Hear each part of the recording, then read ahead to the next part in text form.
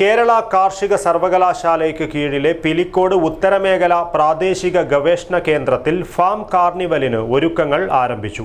Farm carnival ഇതിനകം ശ്രദ്ധയാകർഷിച്ച പശ്ചാത്തലത്തിലാണ് 2025 ജനുവരി 1 മുതൽ 20 വരെ 3 ആഴ്ച നീളുന്ന ഫാം മേള നടക്കുക. കേരളത്തിലെ ഏറ്റവും വലിയ ടൈൽസ് ആൻഡ് സാനിറ്ററി വെയർ വിൽപ്പനക്കാരായ ABC group, ABC sales corporation, BC road, Kasaragod. തോട്ടത്തിൽ നിന്ന് നേരിട്ട് പച്ചക്കറി പറിച്ച് വിൽപ്പന, 35-ൽ പരം മാവിന പ്രദർശനം, കാർഷിക സർവകലാശാല സ്റ്റാൾ, സർക്കാർ സ്വകാര്യ പവലിയനുകൾ എന്നിവയ്ക്കൊപ്പം വിനോദത്തിനായി അമ്യൂസ്മെന്റ് പാർക്കും ഒരുക്കുന്നുണ്ട്. വിവിധ വിഷയങ്ങളിൽ എല്ലാ ദിവസവും സെമിനാറുകൾ കാർണിവലിന്റെ ഭാഗമായി നടക്കും. രാവിലെ 11 മുതൽ രാത്രി 8 വരെ നീളുന്ന തരത്തിലാണ് ഫാം കാർണിവൽ ക്രമീകരിച്ചിട്ടുള്ളത്. എല്ലാ ദിവസവും വൈകുന്നേരം കലാസാംസ്കാരിക പരിപാടികൾ നടക്കും. കാർണിവലിന്റെ ഭാഗമായി കാസർഗോഡ് വികസന പാക്കേജിലെ നിർമ്മാണ പ്രവർത്തനങ്ങളുടെ സമർപ്പണവും നടക്കും. പിലിക്കോട് ഗവേഷണ കേന്ദ്രത്തിലെ പട്ടേൽ ഹാളിൽ നടന്ന സംഘാടക സമിതി രൂപീകരണ യോഗം M. രാജഗോപാലൻ MLA ഉദ്ഘാടനം ചെയ്തു.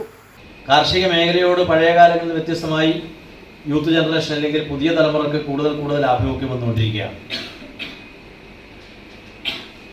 അപ്പോൾ ആ രീതിയിൽ യുവതലമുറയും നമ്മുടെ ഈ സംരംഭവുമായി സഹകരിക്കുമെന്നുള്ള കാര്യത്തിൽ തർക്കമില്ല. മറ്റൊന്ന് സ്ത്രീ ശാക്തീകരണം നല്ല രീതിയിൽ തന്നെ നടപ്പിലാക്കിക്കൊണ്ട് മുന്നേറുന്ന ഒരു സംസ്ഥാനമാണ് കേരളം.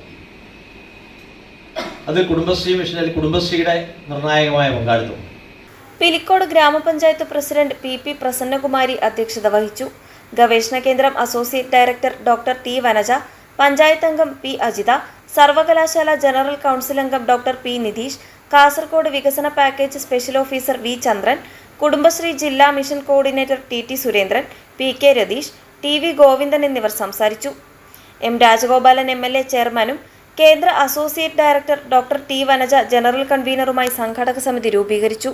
News bureau, Cheruvathur.